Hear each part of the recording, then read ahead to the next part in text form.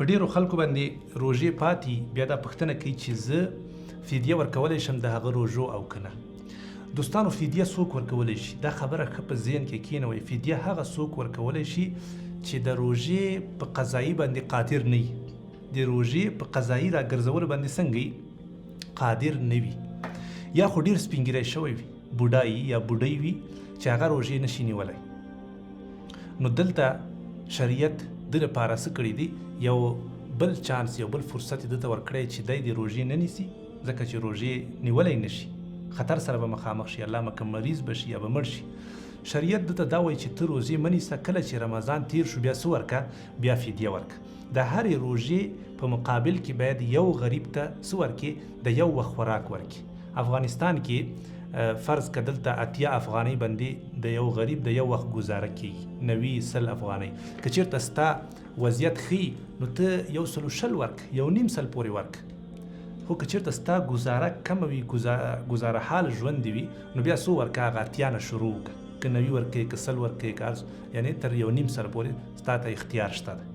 که ته نور هم مالداره وي، کولی شي چې د دې نه هم زیاتې ورکړي، لا به د اجرونه او ثوابونه زیاتي.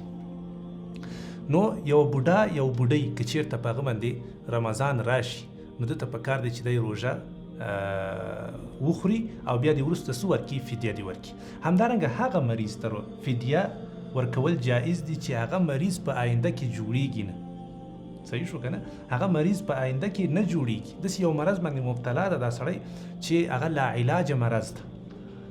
دی علاجونه هر څه ډېر کړي دي، خو ډاکټرانو دته ویلي چې ستا علاج نور نه کېږي، یا دی په خپله مطمئن شوی چې یاره دې مرض نه زه نور نشم وتلی او زه آینده کې ټول عمر لپاره روژې نشم نیولی.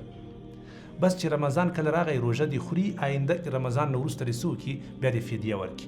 ګورې بعضې خلک دي له رمضان راتګ نه مخکې دی خپله فدیه وباسي، دی نر دومره ورته تشویش سودایي که نه، نو دومره بیړه کول هم نه دي پکار، عجله نه دي کول پکار.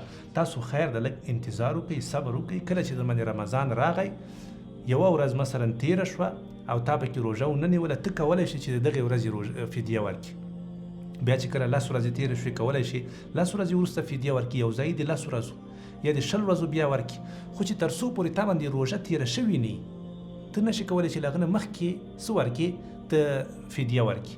د دې مثال یو دا چې مثلا اوس زه دا ویډیو ریکارډ کوم نو د مازدیګر وخت نه ده راغلی او زه اوس ودرېږم د مازدیګر لمونځ وکړم، نو کله کېږي؟ صحیح شوه؟ ته به مهرباني کوې چې کله په تا باندې رمضان تیر شو ټول په یو ځای باندې هم ورکولی شي، لږ لږ هم ورکولی شي.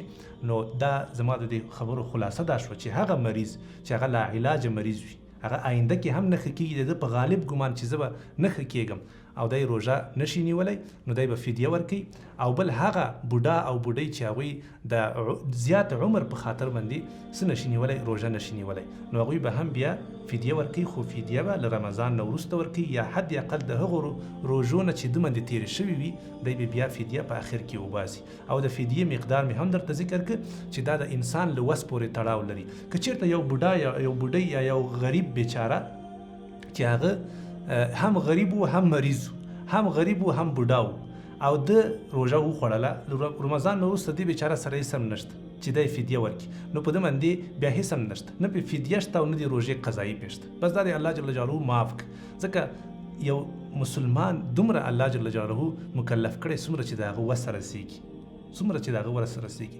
په دویمه سپاره کې الله جل جلاله کله چې د دې رمضان او د دې روژو بحث کوي، الله جل جلاله فرمایي چې فمن کان منکم مریضا او علی سفر، څوک چې مریض وي او یا په سفر کې وي، فعدة من ایام اخر، نو هغه بیا د دې روژو قضایي راوړي وروسته.